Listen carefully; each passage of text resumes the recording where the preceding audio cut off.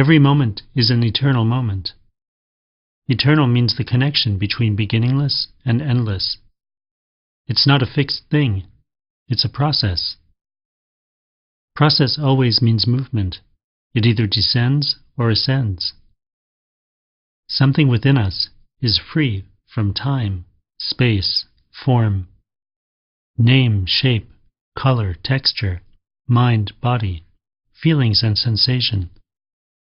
Because of that freedom, it also gives reality to time, space, form, name, shape, color, texture, mind, body, feelings, and sensation.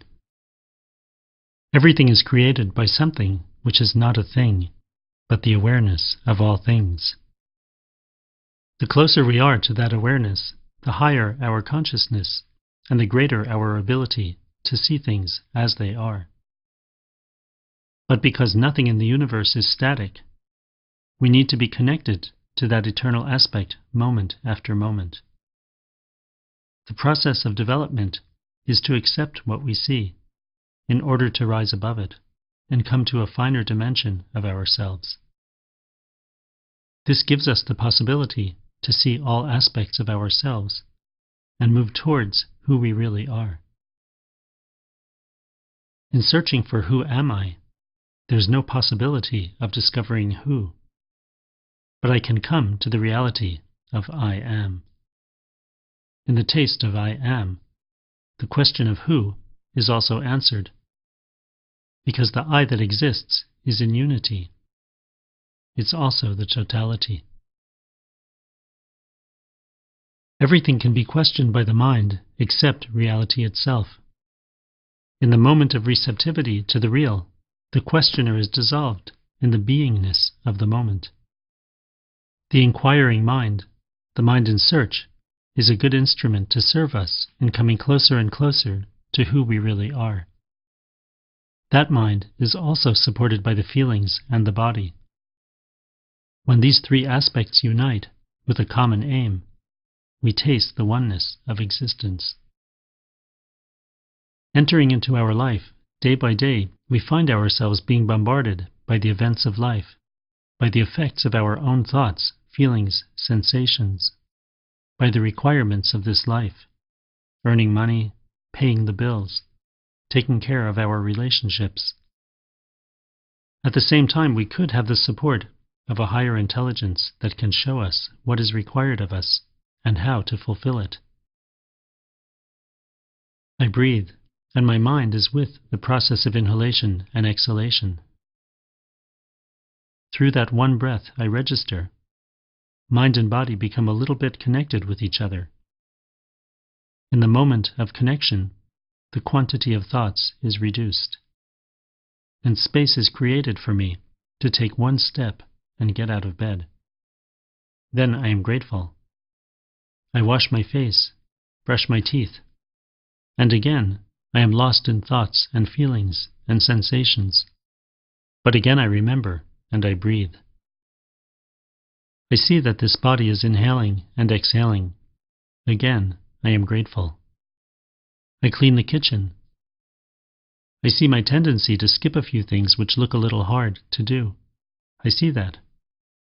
Instead of being critical of my shortcomings, I become grateful to them, because that again reminds me to breathe, to see the body is breathing, to see the process of inhalation and exhalation. What I see of myself in acceptance doesn't create a problem for me, because that which accepts is always a degree higher than that which is seen and accepted. That's why I don't need to try to fix what I see. This is the art of coming to live in harmony with myself, and eventually with my surroundings and with all life. I see that I'm always reacting to life, not knowing what to do, and often doing things for the wrong reasons. I see all of that, but at the same time, I have a little smile on my face, because I see it as a comedy rather than a drama. I become grateful to the fact I see. I wish to always see, not to see and analyze, to see and accept. Nothing can be given a static, limited meaning. Nothing could be this, because this means something which always stays as it is. Even a concrete wall or an iron post can't be called this, because they are subject to decomposition over time. It doesn't matter if it takes 1,000,000 years, or 10,000,000 years, or 1 month. Everything is in the process of constant change. There's one thing that cannot be changed in the universe, and that's the law of constant change. Something in your mind is bothering you. Your father did such and such, or your mother said this or that. But what did they do? Isn't what's bothering you in your own mind? To forgive means to rise above the dimension of the mind. I cannot stay in the same level as the events of life and forgive. I have to rise a tiny bit above that level. Then I see I can place things. Oh, that happened then. How about now? If I see that what happened always happened then, I can also see the only thing that remains is a memory in the head, the thought of it. So real forgiveness comes with freedom from thought. Not forgetting where you were supports you to go where you wish to go. If a mountain climber concerns himself only with the peak, he gets discouraged, because he's a long way from it.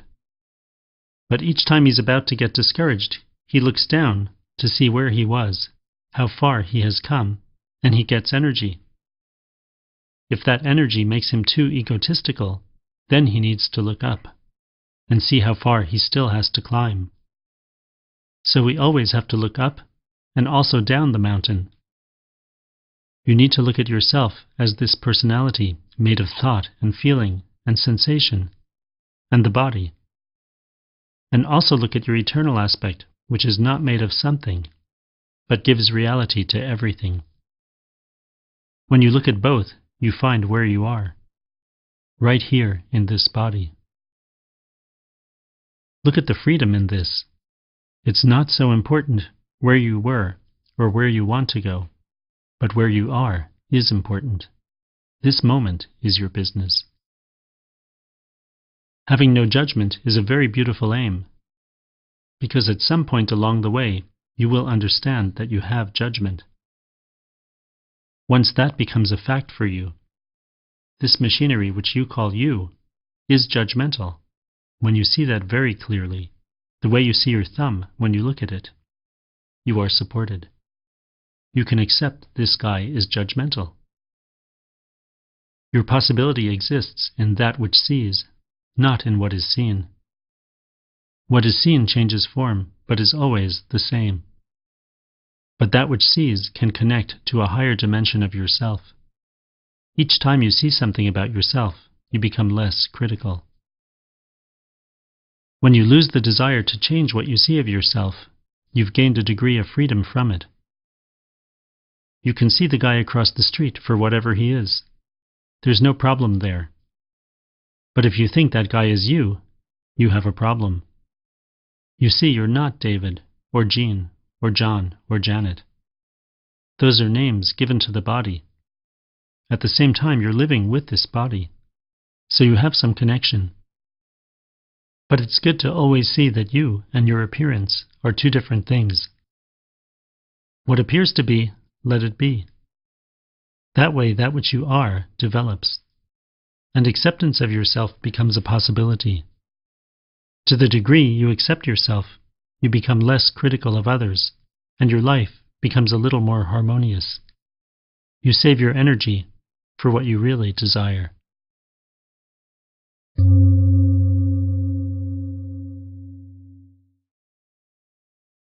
What's conditioned or crystallized in time is also subject to being decrystallized in time.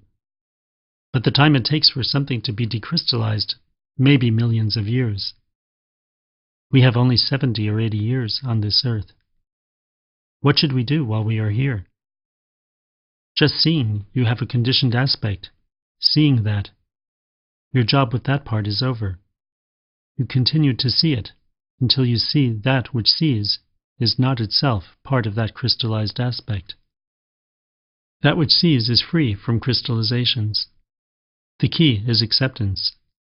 But we don't really know how to accept. That's the problem. We have to create something in ourselves that has the ability to see and the ability to accept, and later on, even the ability to move on. The mind alone cannot see. The body alone cannot see either. The feelings alone cannot see.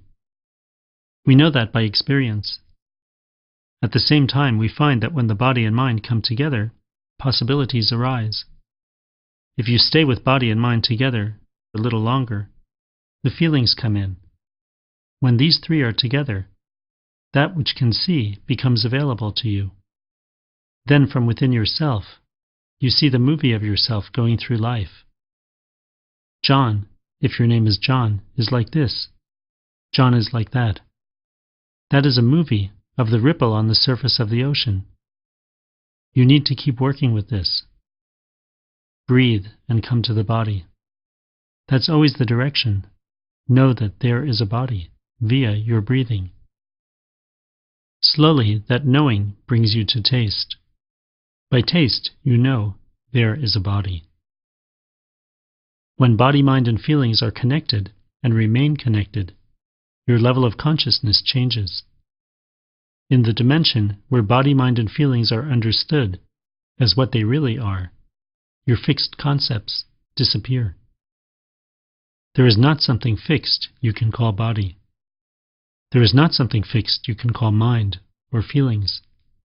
Nothing exists in a fixed form, because there is a process that always goes on. There is dimension after dimension after dimension. Wherever we are, our direction is to keep going, and be grateful for every step we take towards raising our level of consciousness.